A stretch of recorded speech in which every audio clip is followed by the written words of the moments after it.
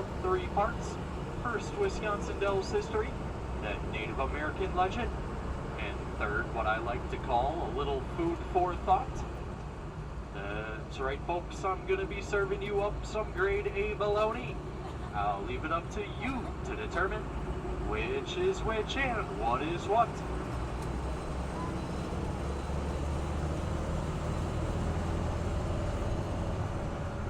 Our first point of interest is coming up on the other side of the duck. These hand-carved granite statues once stood atop the Chicago Board of Trade building until they were redecorated with a stick of dynamite and then purchased by Miss Helen Robb for her home, Dawn Manor. Now, folks, please keep Miss Helen Robb and Dawn Manor in the back of your minds as we continue on today's tour, as they will come up again. So I guess what I'm really trying to say here, folks, is don't take those statues for granted. No? Well, if you did not like that one, then it is going to be a very long tour. That was my best joke.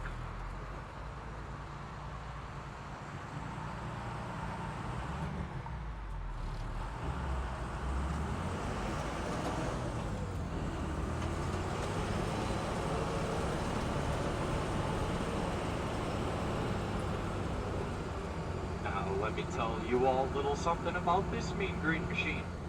Captain Dixon was built back in 1942 by General Motors in Pontiac, Michigan for the low cost of $10,000. She was used in World War II and later in the Korean conflict. She stands 9 feet tall, 8 feet 2 inches wide and 32 feet long, at a slim and slender 7.5 tons. Oh dear.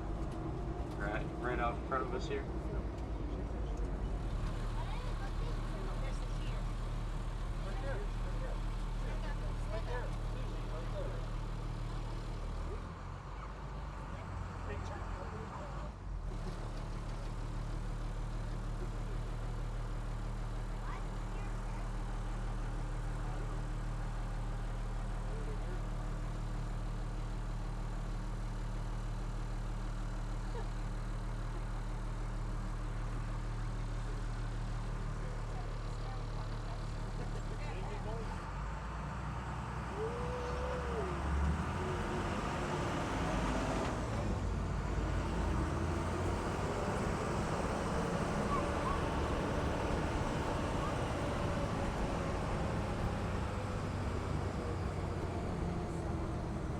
Folks, if at any point on today's tour you feel that you are going to fall off the duck, please do me a favor and take that person next to you right with you.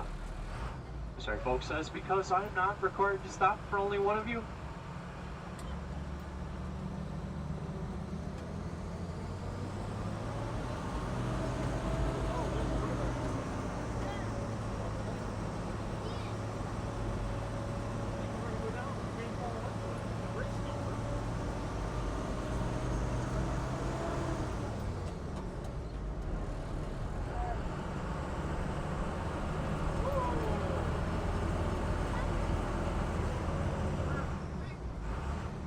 Folks, if you happen to spot any more wildlife on today's tour, be sure to shout that out and let me know. That way I can try and get us all the best look possible.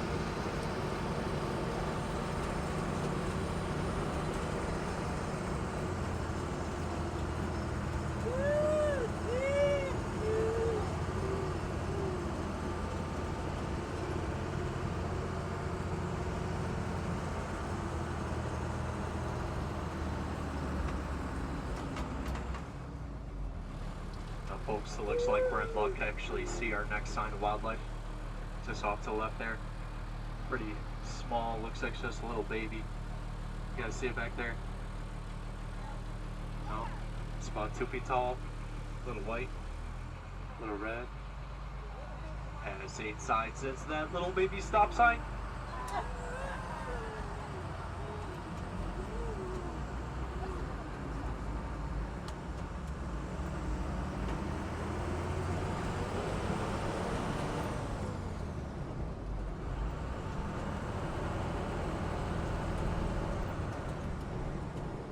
they grow up so fast, don't they? It's like they just don't stop.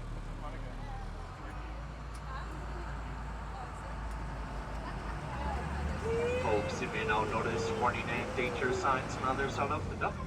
That is because we are about to enter one of the most dangerous parts of today's tour, known as the S-turns. So it is at this point on today's tour where I'm required to come to a stop and to ask you to reach under your seats and grab those red safety belts. Please go ahead and clip those right around your waist. That's right, folks, there are no safety belts on today's tour. If you do happen to find those, please let me know. We have been looking for about 80 years now.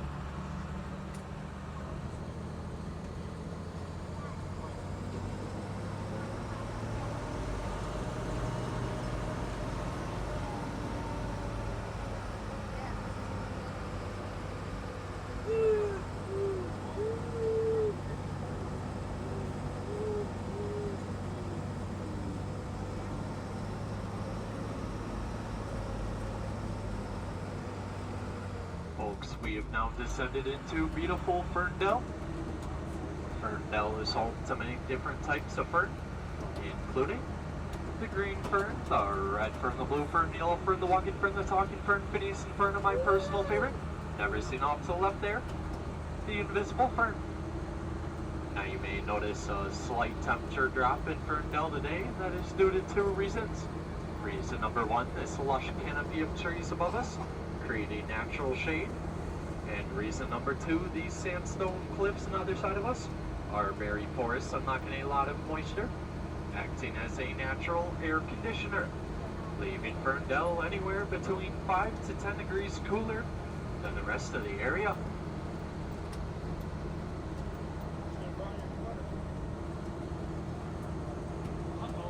Ladies and gentlemen, I present to you the Pacific Ocean.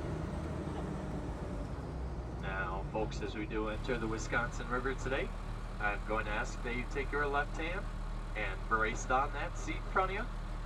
And with your right hand, well, plug your nose.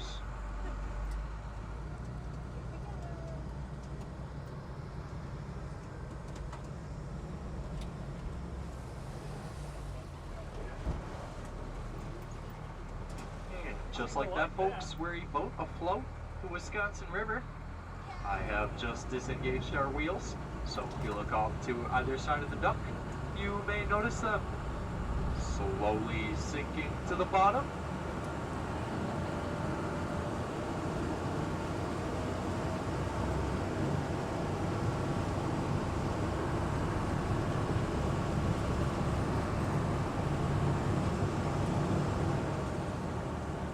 Folks, the Wisconsin River is known as one of the hardest working rivers in the world. It travels 432 miles from the northern part of the state down to Prairie du Chien, where it dumps into the Mississippi River. On that 432 mile stretch, the Wisconsin River travels through 27 hydroelectric dams, including one about 2 miles back behind us.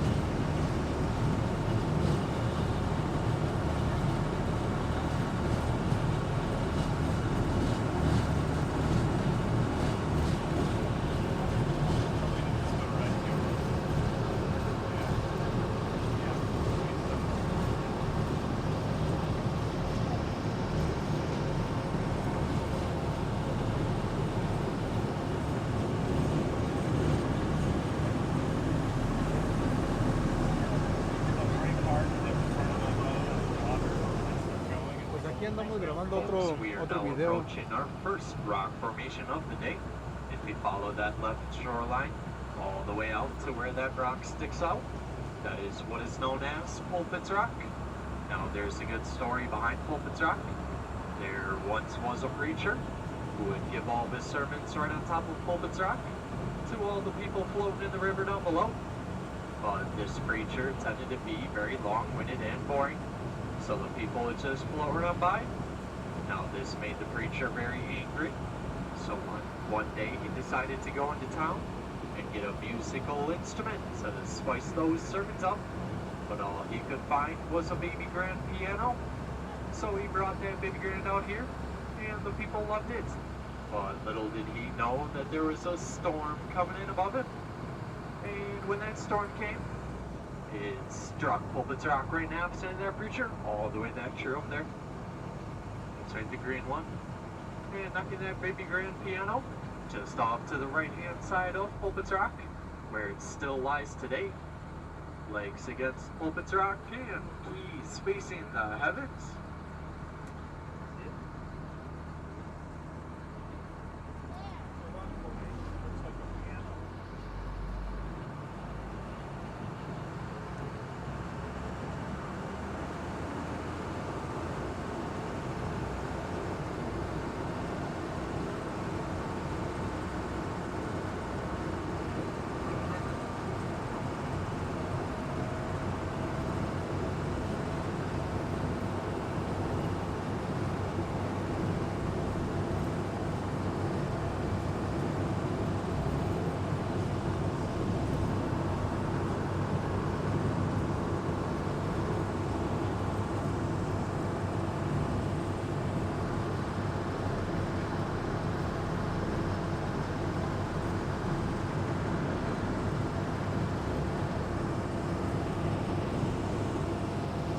¿Qué tal, mi gente? Espero que anden disfrutando este hermoso video. La verdad, como les digo, muy recomendable para que vengan aquí a conocer. Aquí en el estado de Wisconsin.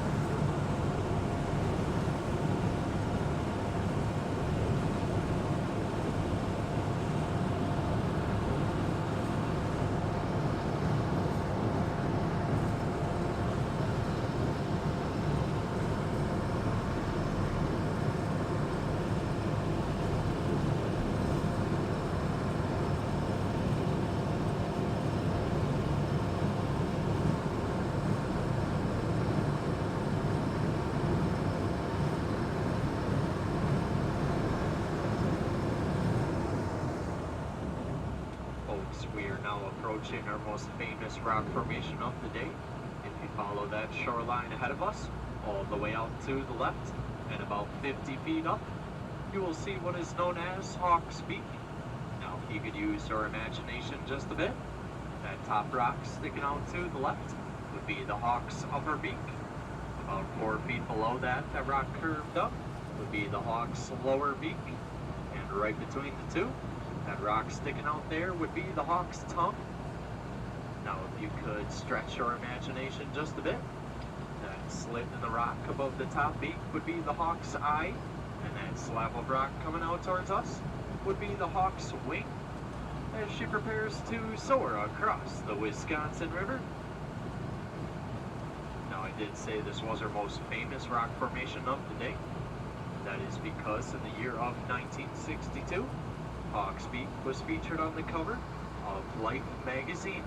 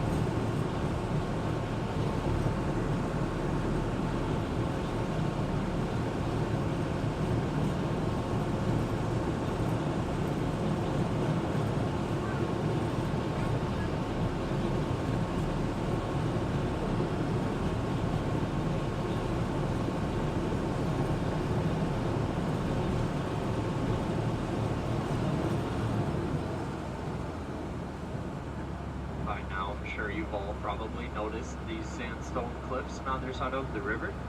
These sandstone cliffs are actually made of an incredibly rare type of sandstone, known as Potsdam sandstone, which is only found in 4 places in the world. The first, Potsdam, Germany, where it gets its name. The second, Zurich, Switzerland. The third, upstate New York, where it is only found deep underwater. And the fourth, this 10.5-mile stretch of the Wisconsin River.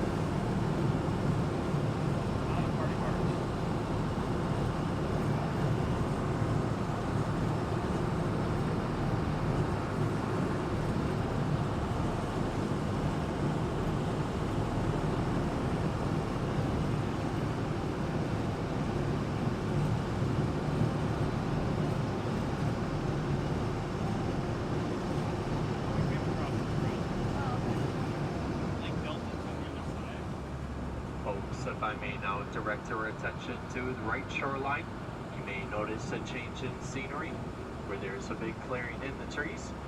This is actually due to one of the worst natural disasters to ever occur in this area, known as the breach of Lake Delton.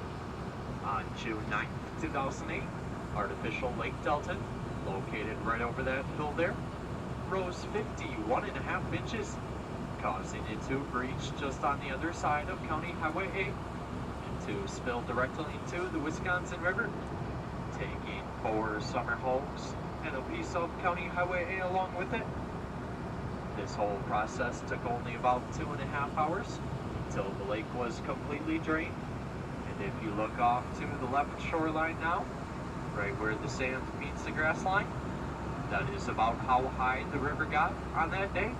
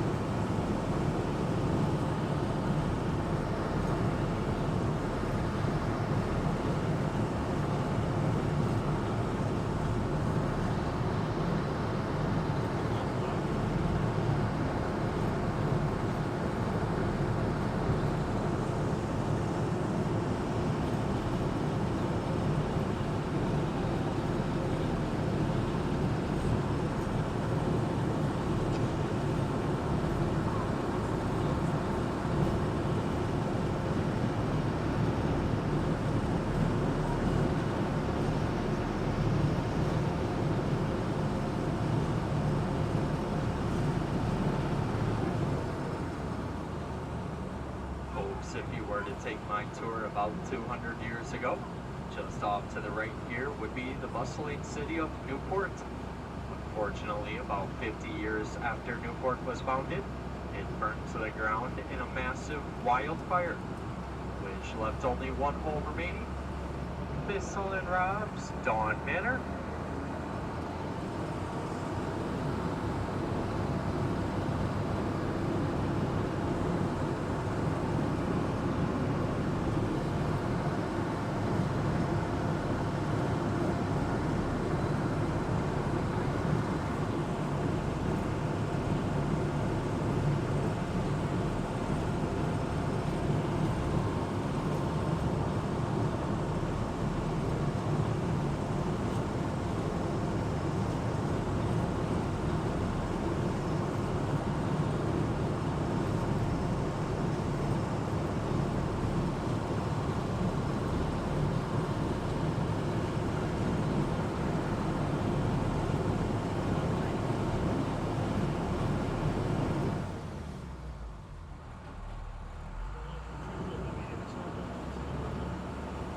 I've just re-engaged our wheels as we prepare to make our first amphibious landing via Dell Creek. Now, just a fair warning, Dell Creek can get very rocky and bumpy, and does tend to get ducks stuck every once in a while. Not to worry though, I have a foolproof plan in case we do get stuck today. Myself and all the other big strong men on board will head to the back of the duck, where we will lower all of the women and children into the freezing cold waters of the Wisconsin River so that they can push us back to shore. How's that sound, guys? Good? Well, I am only joking. The Wisconsin River's not all that cold.